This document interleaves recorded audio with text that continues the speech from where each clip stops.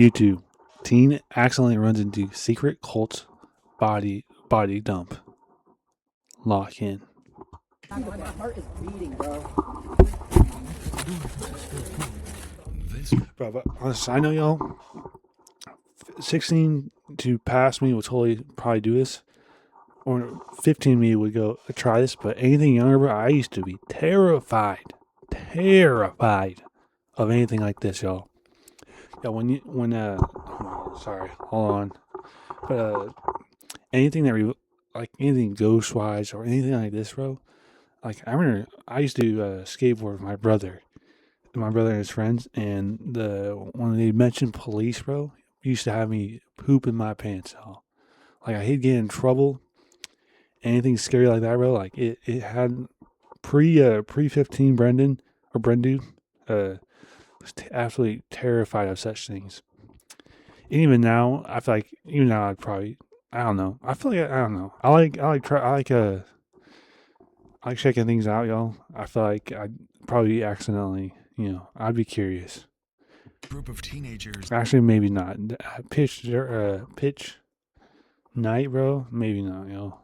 Are in the middle of exploring an abandoned building in Michigan. Just a few feet away from them is something they were never meant to see. You want me to get close up for you? Hey, look. Come on in.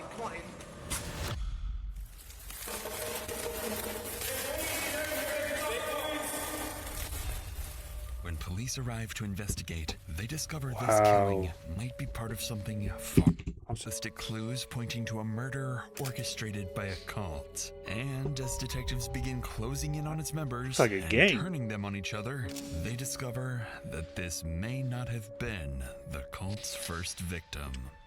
Richie told us speak that they wanted to kill right after getting married. It's like a gang or something? No, it wasn't a gang. Steve called it a family. I know you didn't say the number I heard, right? 16? I've killed 16 people. You've killed 16 people is what I said. What? How have I never heard of this? It's a late Thursday evening in Monroe County, Michigan, when 7 high school Makes students sense, decide to explore an abandoned juvenile detention center. But the moment they stumble upon something they never meant to see, and immediately start recording. I don't even know if I want to really get it. All right, so we seen my fault. We seen the body. We seen a body. This is for... My heart is beating, bro. Tell me if it. Hey, I don't want. I'm not looking either. Look. You want me to get close up for you? Hey, I'm Here, moving. Wait, am I moving? Hold up. Yes. Here, move the door. Kick that door off. Oh, they are getting so close. I feel like they're looking like. I mean, do you have to be that close to think I realize that's a real person? I feel like they way too close, bro. Oh, yeah, traumatizing, bro. I'd be traumatized, y'all. Chat, let me know if you'd be traumatized if you saw a dead body in the middle of an abandoned building. Thank you. Oh, he's touching it?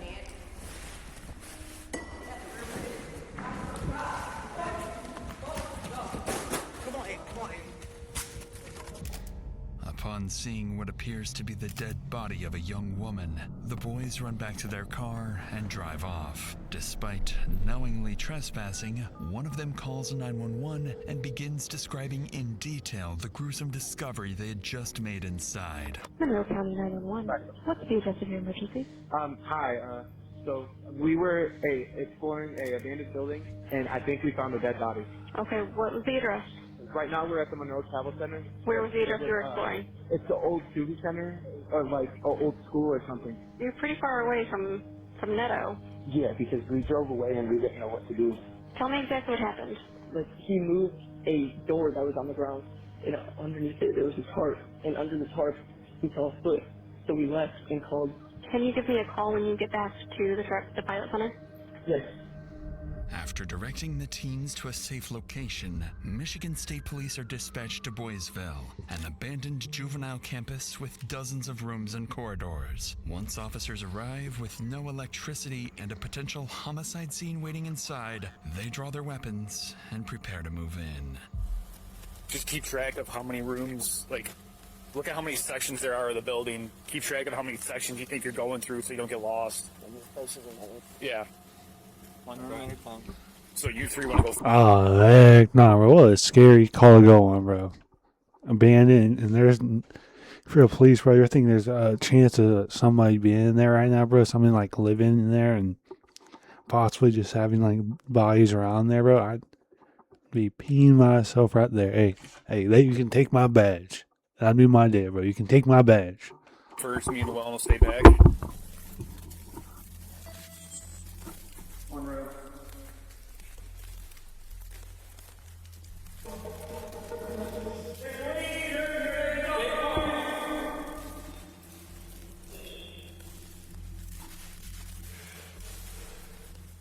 Head along the left.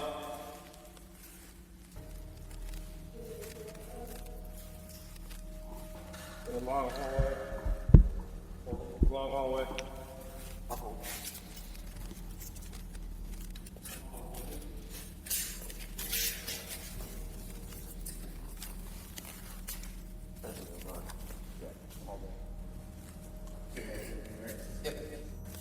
On the floor, underneath the tarp, lies the deceased body the teens found earlier. But before officers can properly examine it, they have to clear the rest of the building and make sure they're the only ones inside. There's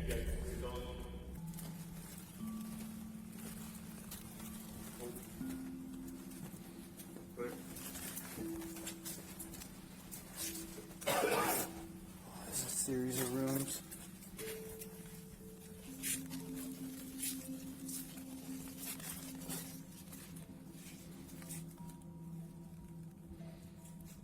Multiple doors sealed. Let me take a right.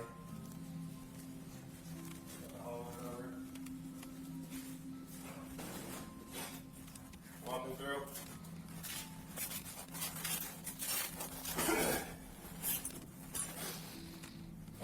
Walking through.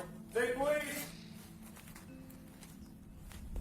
The building room by room, officers find no one else inside. With the building now cleared, officers return to the victim and begin trying to identify her. Given the location, they initially assume she may have been homeless and simply overdosed. But that assumption would quickly be turned upside down upon further inspection. But there was a time where people were coming here like on a regular basis, like the haunted house type stuff, you know, like looking for ghosts and whatnot. I think that's blood under her head, like she got hit or Around her? yeah. Well, unless suspect is on top and slammed her head on the ground. Yeah, it's not blood. No. It's like bronze. Almost gold. It's all over. It's on her face, her arms. On her neck. Her shirt. Look at how her legs are positioned. Shirt's pulled up. I'll get my fingerprint scanner out here in a little bit. Yeah, I wasn't gonna. Yeah, probably what, mid-20s, 30s maybe. I mean, she might not even be local. It might be somebody a truck driver picked up. As officers continue examining the body, they notice several unusual details. The victim is covered in an unfamiliar substance, surrounded by candles, and across her legs are what appear to be scribbles and strange markings. Also, yeah, I don't know if, I mean, this could have been here way before, but like, there's also that little thing there. I feel like that's got to be part of the investigation. While one officer moves to retrieve a portable fingerprint scanner, a few miles away, another group of officers makes contact with the teens who discovered the body. They're all shaken up, yet cooperative, handing over the video they recorded inside. And it quickly becomes clear to detectives that they're far more worried about a trespassing charge than being tied to what happened to the victim. So they're eventually let go. Back at the abandoned property, the officer scans the victim's fingerprints and learns that she is, in fact, a local, 22-year-old Kayla Sadowski. Moments later, paramedics arrive and examine the body, confirming two things. She's been here for some time, and the head injuries are consistent with 3 gunshot wounds. Sometime after midnight, officers lock down the rest of the building and return to the station, intent on resuming the investigation at first light. And as the investigation would begin coming together, detectives would become convinced this is not only a homicide, but part of something far more disturbing, possibly even ritualistic. That's impressive. How do you find that? I feel like that shows how far police have come, or even investigations come, where you can find a random dead body in the middle. Well, not random, right?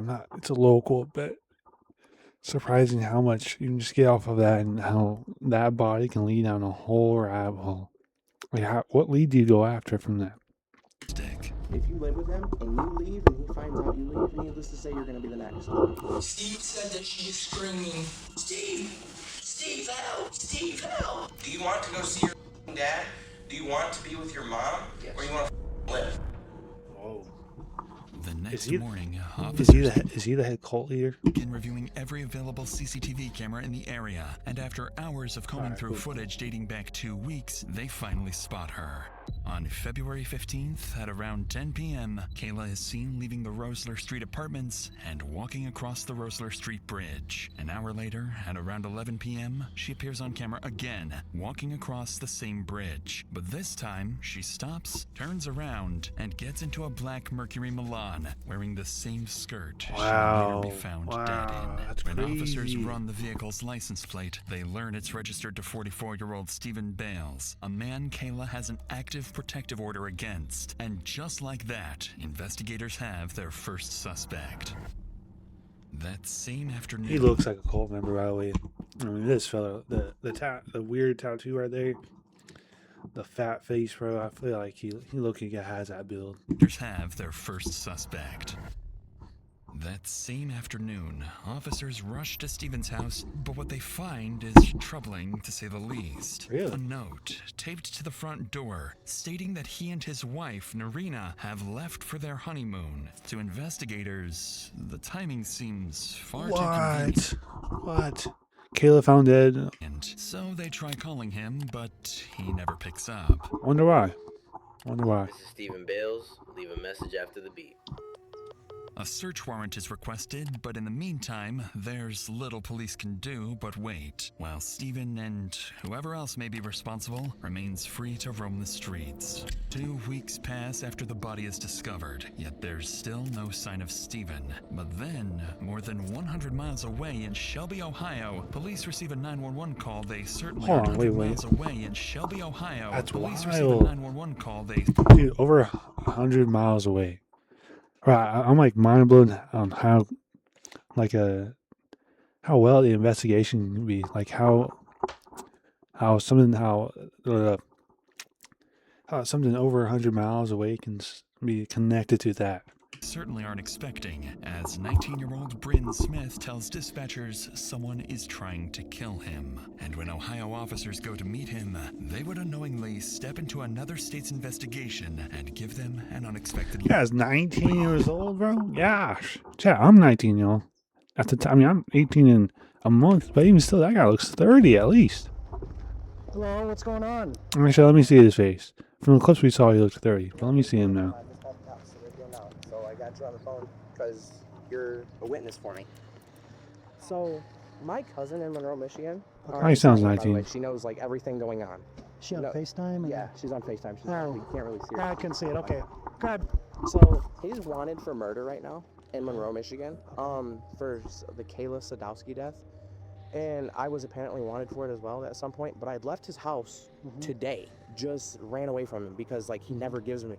He's like weird. He'll keep you at his house. He'll use you for your money. Do you have any idea on you? I have nothing on me except my tablet, my phone, and socks. Well, I tell you what I'm going to do, just because I don't know you. I'm just going to pat you down. Do you have any knives or anything on you? No, just socks. Okay, well, somebody pat you down. Do you live here? No, this is some French button called Dogs. So what's this cat's name? Steve Bales. Like, I ran away from him. Like, I ran. I don't know how long I've been running. I just ran away from him. We stopped at a gas station, and I just ran. I don't know. That sounds a little suspicious. You just now? Just now? Does that make sense? Like, I stopped because, like, I lived with him, and he won't let you leave his house when you're there. He's weird. He will hurt you. I have videos of the person that did it admitting to it. Oh, wow. Because I lived with all of them in the house together, like in one bedroom. And she was acting real funny one day, so I had, like, walked away, and I called her on my own phone, and I have videos of her. Why don't we go out of the seat in the back of this officer's car on the other side? Go. Other side? Yeah. As if the investigation wasn't complicated enough. That's what I'm saying. I'm looking mixed a little bit. Is accusing someone other than Steven of being the killer, and even refers to a group of people he and Steven had been living with. The problem is, these officers are from another state and know nothing about Kayla's murders. Wow. That's wild.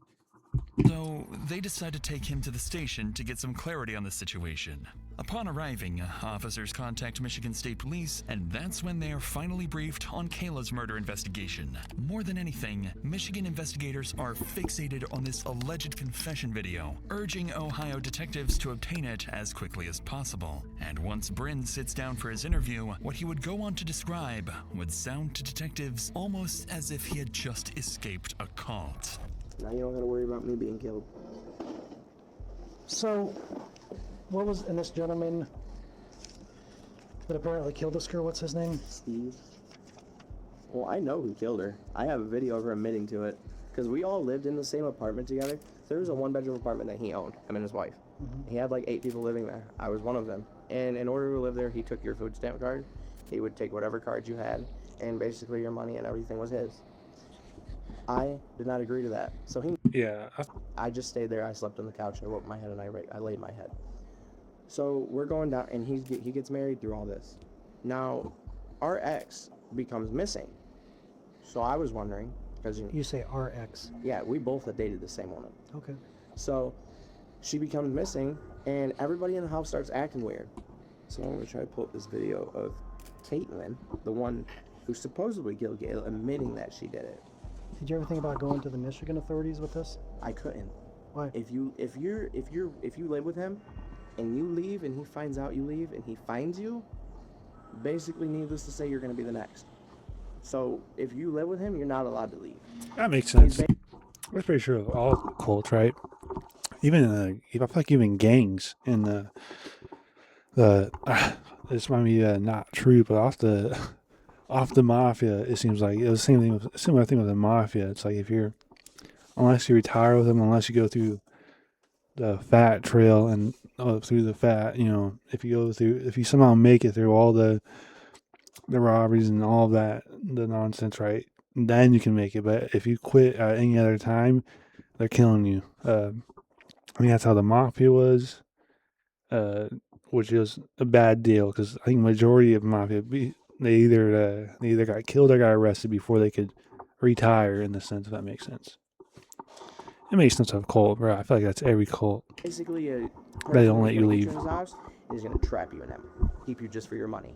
To Detective's surprise, Bryn seems unusually open and talkative for someone who believes he's being hunted. After all, Yeah, that makes sense. Yeah, why would he be so talkative? there's no telling whether Steven will come after him the moment this interview is over. At this point, investigators need to see this video Bryn can't stop talking about, but what they're about to see would be far more than Bryn promised. So who do you think killed this girl? I know who killed her. I got the video right here to show you. Okay, well, let's see it, my man. You can obviously tell I was shocked as hell. How many? I know you didn't say the number I heard, right? 16? You've killed 16 people is what I said. And you see I haven't never been to jail for it. And you see I've never been to jail for it. And now I have one more video of her admitting that I was the killer of Kayla, basically. Why did you do it? Threatened my son. She threatened my son. So that conversation that I watched, she said that she did it because she threatened her son. Yeah. Do you know some more information about that? No, that's all I know. Like, I don't was go it to church. like is her? Apparently, she threatened her son at church. That's the most I know of that. And how'd she kill her? She said that she shot her twice. Okay. On the video. Wow. She even said that she threw the gun in the river. What river? If I know. I see. This is the weird thing, right? I feel like with him being in the cult, how he's talking, like it seems really friendly. It seems like he's really trying to help him. But back in my mind, I'm still feeling like he's doing this so he can maybe like push his name out of the suspect box. If that makes sense, he's trying to like give it to the officers so when maybe they don't go on as much on him. If that makes sense. Like I feel like I'd be if I were to do something like that, I'd be really paranoid. And I could see myself if at a level of being paranoid that like such. If I could get to a point where I'd probably turn. I'd try turning it in just to end it all. Like I'd want to get out of the cult, and my way of trying to get out of the cult would be turn everyone in, and then hoping or making it where there's as least amount of evidence pointing towards me being a part of it. In the video If that makes is sense.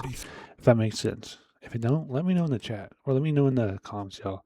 Say, Brandon, you're a loser or didn't make sense. All right. Just let me know. Thank you. 3-year-old Kaylin Ramsey, seemingly implying that she was responsible not only for Kayla's death, but for 15 other murders as well. It's a chilling claim that investigators would have no choice but to look into, especially coming from How do you get away with 15 more murders? I feel like that's just a dry ball. Am I crazy for thinking that, y'all? They would later connect to a deadly cult.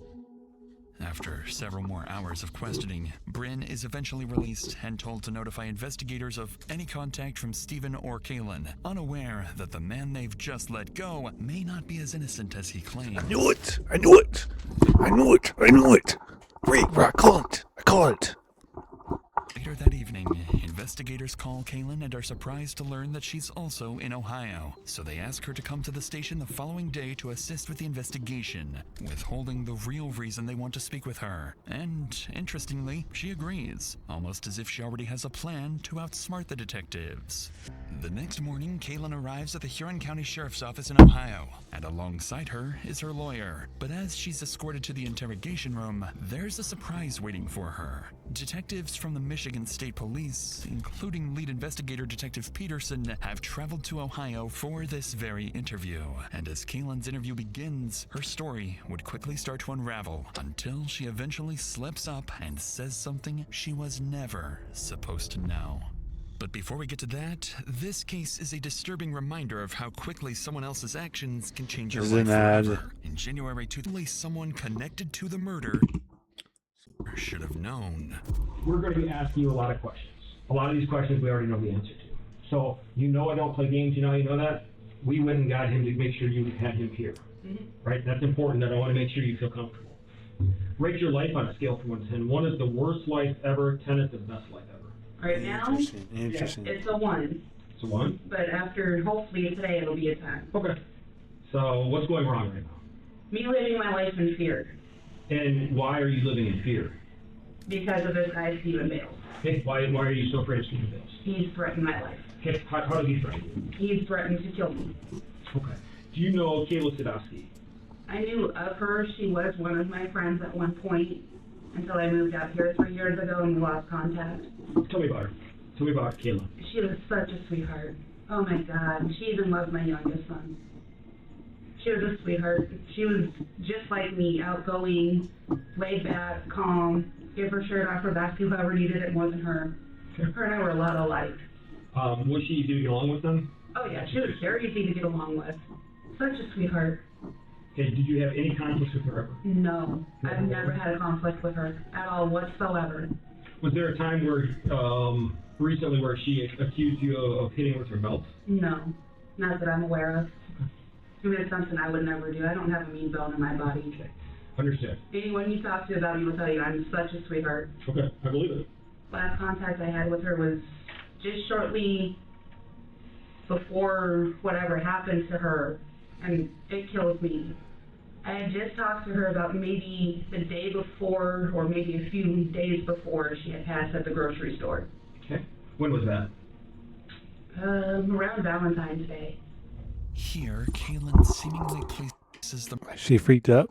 murder around Valentine's Day, nearly 2 Oh. weeks before Kayla's body was discovered. To investigators, this appears to be a major slip-up, as the precise date of the murder has never been publicly released. The detective, however, refrains from confronting her, careful not to cause her to shut down. But now, he would reveal the real reason she's here and see if she can somehow explain it away.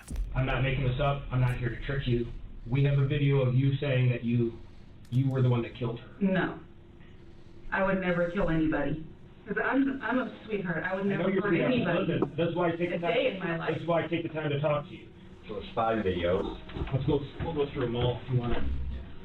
Unless they're trying to pin this on me that I had nothing to do with. Well, she doesn't even know it. She doesn't know what she's about to see. Literally. Talk to you, and I want to talk to you because let's just. How many? I know you didn't say the number I heard, right? 16? I was all forced. They forced me to say all that. Let's watch them all, and then I want to hear. How'd you get there? How'd you get hurt there? So you can clearly tell they're trying to set me up.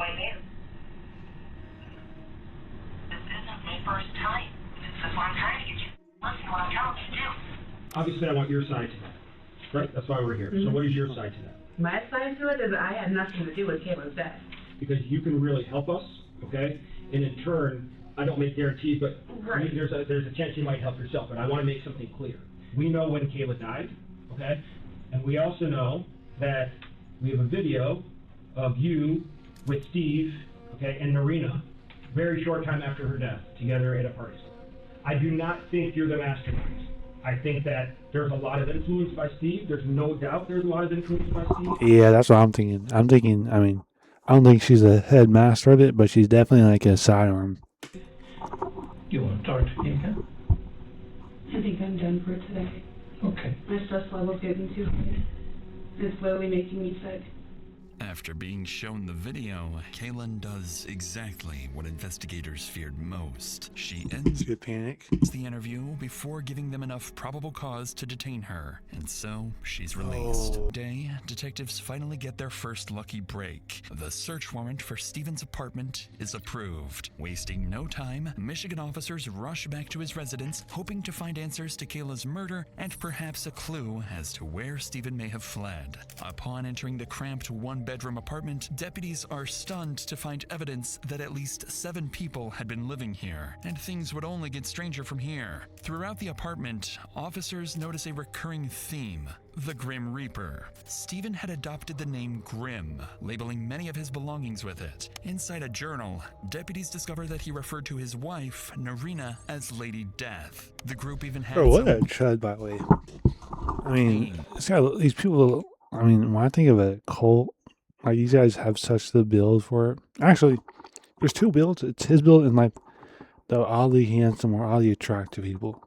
But he leans heavily on the first one, of, like, fat chud type. To his wife, Narina, as Lady Death. The group even had its own name, the Reapers. At this point, investigators begin to suspect they're not dealing with a group of friends or even a gang, but a full-blown cult.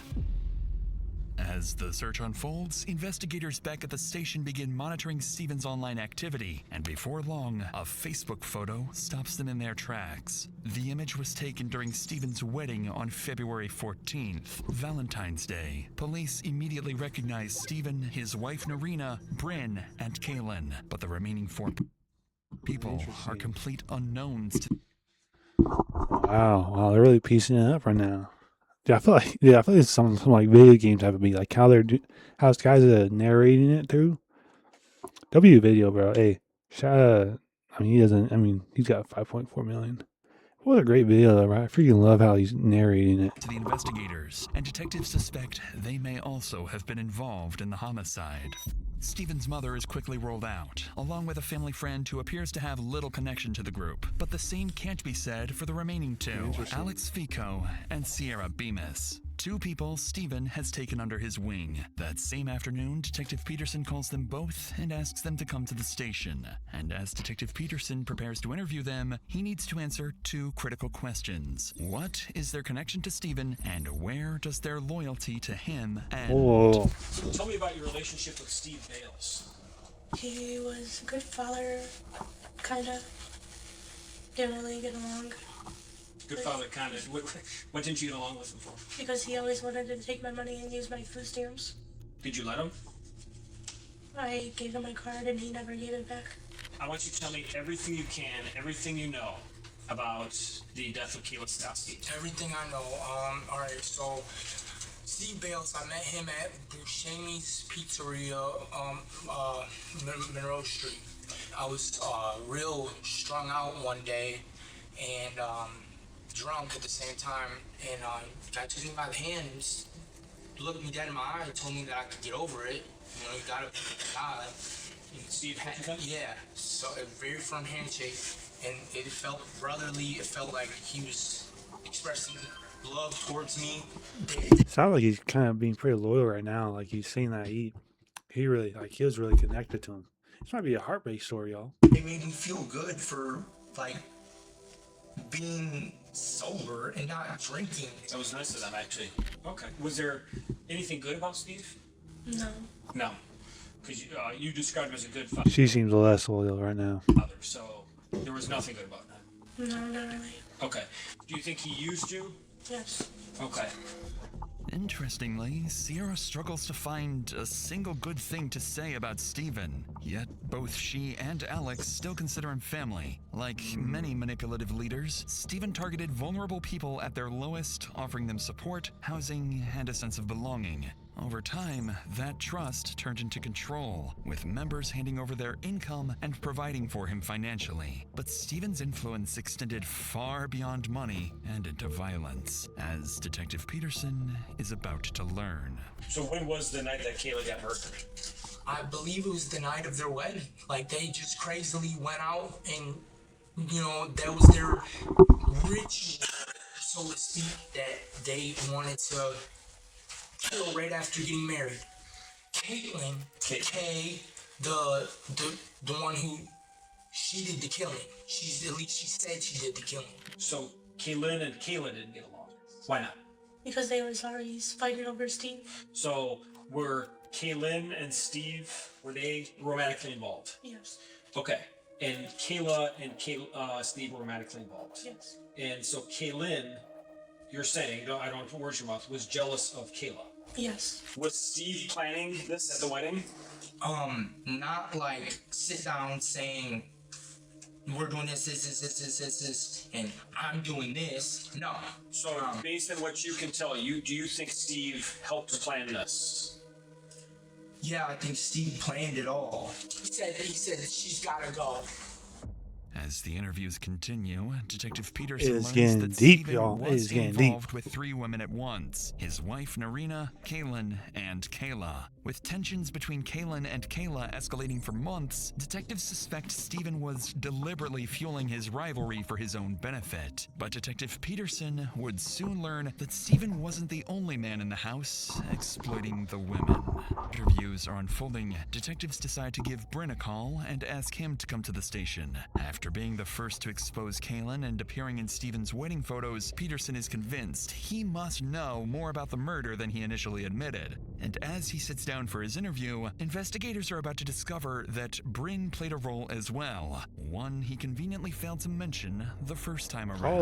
Hold it. Because I know you guys have camera footage of me driving. I know you guys got footage from where I picked her up. I'm not stupid. Exactly. And where did you pick her up at? At the corner store. Did you just pick up her? You alone, or you with anybody else? Oh, no. There was someone else in the car. Who was with you? Steve.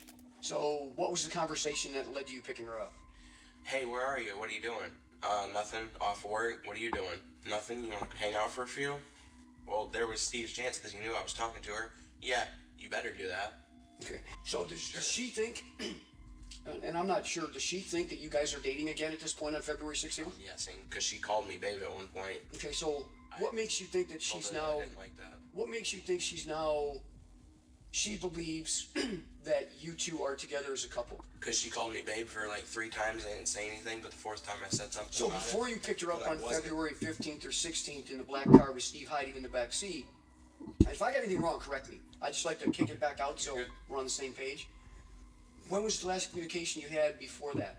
Was there any communication that made her think that you guys were together as a couple? Any like pillow talk type of stuff? The most I can think that she thinks we were together is when I said, I love you, you're a really good friend of mine. And I said that on Valentine's Day because she called me and said, I got chocolate for you. Although Bryn Oh snap! Oh snap! insists he was simply following Steven's orders, what he doesn't realize is that detectives have already recovered his text messages with Kayla, telling a very different story. For weeks, Bryn had been romantically speaking with Kayla online. In fact, just days before her death, she had saved his number in her phone as boyfriend. And now detectives would begin looking at Bryn, Sierra, and Alec boyfriend. And now detectives would begin looking at Bryn, Sierra, and Alex side by side, comparing their stories and exposing contradictions. With pressure mounting and the possibility of prison looming over them, the Reapers are moments away from turning on one another, shattering the loyalty Steven Yeah, they spent still, years why would they still haven't gotten this guy yet? I'm surprised. Where is he at right now? building. Okay, you were there when she was shot. But I didn't pull the trigger, nor did I go in the building. Thank you. Exactly. So I was a driver threatened by my life. Do you want to go see your dad? Do you want to be with your mom? Yes. Or you want to live? Save the This is lie. exactly Save what the I was lie, because told. that's the lie is more important. She said the third shot, she put it to her head. Steve said that she was screaming, Steve! Steve, help! Steve, help! And then Bryn specifically said, drop that. Oh, this gun, Oh, that's not what Brent said. I had possession of it at one point in time. That's how my DNA would be on it. They said somebody's threatening them. That's how they manipulated me. They said somebody was threatening them that, you know, they needed protection. Can we get that gun back? And then they came out and we all left it went home. Okay, what was said in the car when they all came out? That she's finally dead. Who said that? Steve and Kevin. Steve and Kaylin? They told me how they killed her. Okay, what did they tell you? They said they were talking to her and Kaylin just shot her in the back of her head. Kaylin shot her in the back of the head? Yes. Okay. And who was talking to her? Steve. Okay. As you You see, have the same green pocket knife? Yeah, as you see, it was Why do you guys all recovered. have green pocket knives that are the Well, same? we also had green bandanas. What? Because like a gang or something? No, it wasn't a gang. Steve called it a family. Although multiple members Cult. of the Reapers A cult is never called a cult from a cult member's perspective. It's always family or some wild name. You know what I mean? The chosen or the few. identify Kaylin as the shooter, they consistently point detectives back to the same person as the mastermind, Steven. The picture detectives begin Where is Steven at right now? to piece together is this. Bryn tricked Kayla and lured her to Boysville. Alex supplied the gun, Kaylin pulled the trigger, and Steven watched it all unfold without ever getting his hands dirty. With this, Alex, Bryn, and Sierra's interviews come to an end, as all three are placed under arrest, while a nationwide BOLO is issued for Steven hands dirty. And Steven watched it all unfold That's not without ever hold on. getting his hands dirty. With this, Alex, Bryn, and Sierra's interviews come to I forgot. Yeah, what did Sierra do again? an end, as all three are placed under arrest, while a nationwide BOLO is issued for She was there, huh? Oh, wait, hold on. I'm stupid. That's her, I think. Steven Yeah, and yeah. Narina. And while the couple believes they've managed to disappear for good, No, I mean, I'm an idiot. Hold on. These people are still gone. Okay, now I got it. even the most brilliant masterminds eventually make a mistake, and they are no exception. Over the next several weeks, authorities chase lead after lead until they finally pick up Steven's trail. Bank surveillance cameras capture Steven and Narina on CCTV, and before long, investigators track the couple more than 700 miles from Michigan to a relative's home in New Hanover County, Crazy. Over 700 miles. That's wild. North Carolina. A SWAT team is called in, and the house is quickly surrounded. But despite repeated commands to come outside, Steven refuses to surrender, barricading himself inside and preparing for his final stand. Is he on the phone Hours still? pass with little progress, forcing officers to deploy tear gas that finally drives the couple out of the house. More than 6 weeks after the murder, Steven and Narina are taken into custody and transported into the New Hanover County Sheriff's Office. At this point, detectives know a lot, but not everything. They still need to determine whether Steven orchestrated Kayla's murder or if the Reapers acted on their own. And with investigators Interesting, believing they're yeah. dealing with a dangerous cult, they can't rule out the possibility that there are other victims still waiting to be found. Perhaps even the 15 other I don't think it's 15. I think it's probably There's no way it's 15. murders Kalen claimed to have committed. Once at the station, Stephen and Irina are separated Maybe they're planning to. and placed into different interview rooms, and Detective Peterson decides to begin with Irina. If he can get Stephen's own wife to start talking, it will become much harder for Stephen to maintain whatever story he's prepared. Do you know Kayla Sadowski? I do. Okay, tell me about her. She's a good friend. Did you have any conflicts with her? No. Were you jealous of her at all? No. You know, was she romantically involved with Steve before you? So you didn't have any jealousy or anything like that about her? So, they went to pick her up. You stayed at the apartment, but you knew at that point that they were going to pick up Kayla to kill her. Yeah, I knew that. Okay. At that point, and just out of curiosity, any reason you didn't call the police? I did not call the police. Any reason you didn't? No. Okay. They came back. They told me that they were going to go back the next day to go put suntan lotion on her, body lotion on her, perfume, whatever they could find. They had not had the smell on her, like the after effect smell. They had put everything over her to cut that smell of her. Okay. Steve said the reason why I killed her because she put me in prison for 2 years. What did he say about what they had just done? He didn't say anything. He just kept about it. So he didn't say much. No. But was he the organizing this whole thing? Was he the one that kind of controlling it and telling people to do this? Yeah. Against detectives' expectations, even Stephen's own wife is telling them that She switched up on her. he's the one Or on him. behind it. With that, Irina's interview is wrapped up, and there's only one more person Detective Peterson needs to speak with. As Stephen sits in the interrogation room, She's probably gonna get, if she wasn't there, I imagine she's probably gonna get the least amount of trouble, right? he has no idea that the people he spent years controlling, including his own wife, have already turned against him. But going into this interview, Detective Peterson faces a challenge. Upon hearing of Stephen's arrest, his mother has already requested an attorney who is now on the way to the station. And so, the clock is ticking. Detectives need to extract the truth from Stephen before the lawyer arrives and shuts the interview down. I'll answer some questions, whatever you guys got, the best as I know, but my mom says she's going to try to do everything she can to get me a lawyer and everything. So, is that, you want to answer questions? But I can stop anytime. You can stop anytime you want. Okay. You know Kayla Sadowski?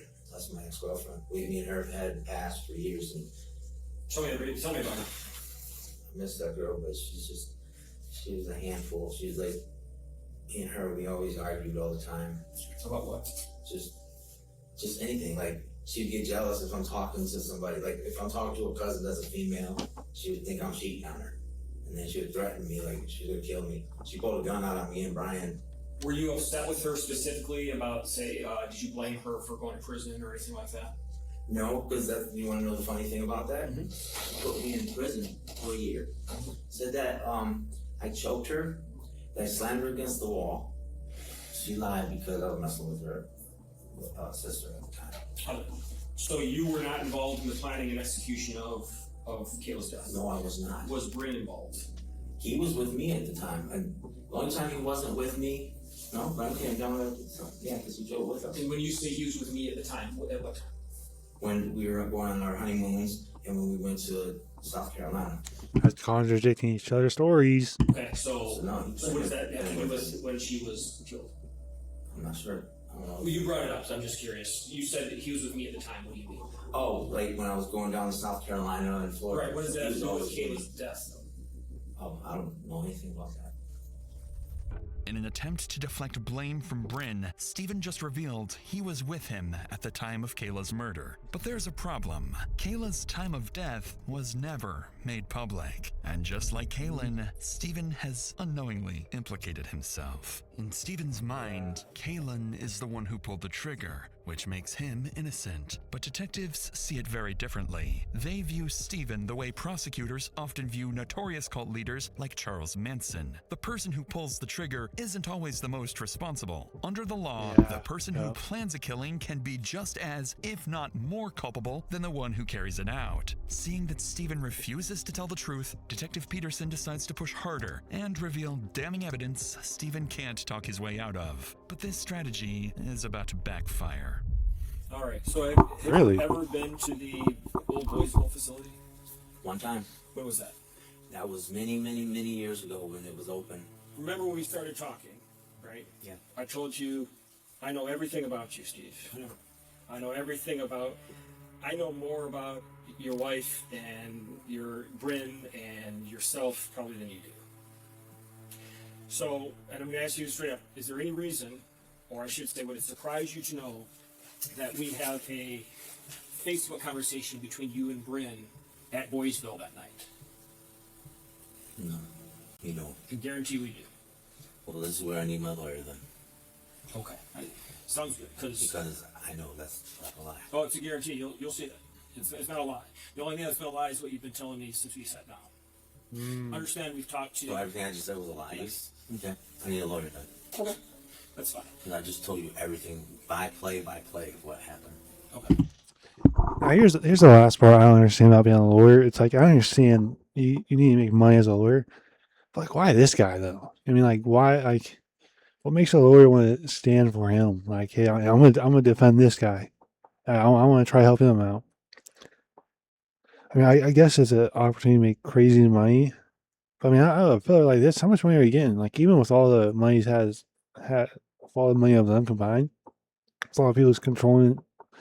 Well, that didn't make any sense.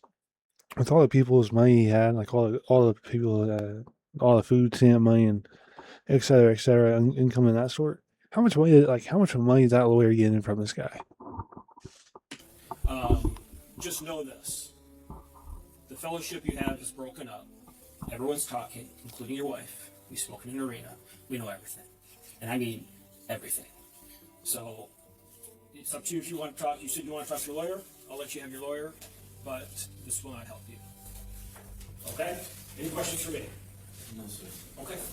Detectives confront Stephen with evidence placing him at the crime scene. He's caught off guard and completely shuts down. And now, even without Stephen's confession, investigators are able to piece together what happened to Kayla that night. Stephen orchestrated the attack, recruited the others to carry it out, and later returned to conceal her body before fleeing the state. Kaylin was the attacker. She participated in the assault and ultimately fired the shot that killed Kayla. Bryn was the lure. Posing as her boyfriend for weeks, he gained Kayla's trust and convinced her to meet him, ultimately driving her directly to her death. Bring her with you too, but don't let her know that you are. I'm sleeping in a tent underneath the bridge, by myself. Send me a location. I got Kayla. She's in my hands now. She fell right in my trap. LOL. He said that? Gosh, what an idiot. Dude, I can't find the gym. I hear you. You're getting closer. Clear.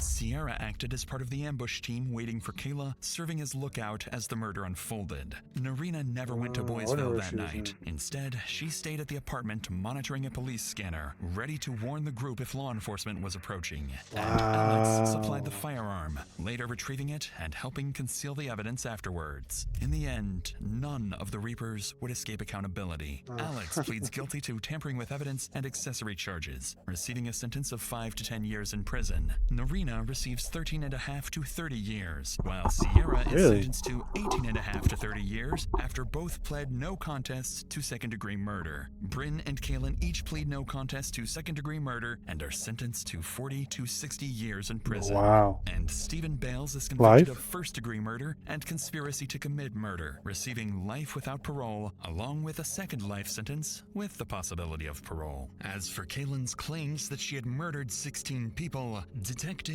were unable to connect her to another kill. I just want to make one thing. Receiving a sentence of 5 to 10 years. Oh, he got the least now. I'm surprised. In prison, Narina receives because he wasn't there. That makes sense. To 30 years, while Sierra is sentenced to 18.5 to 30 years after both pled no contest to second-degree murder, to 60 years in prison. Where is he, bro? He'll be 40, like 59, right?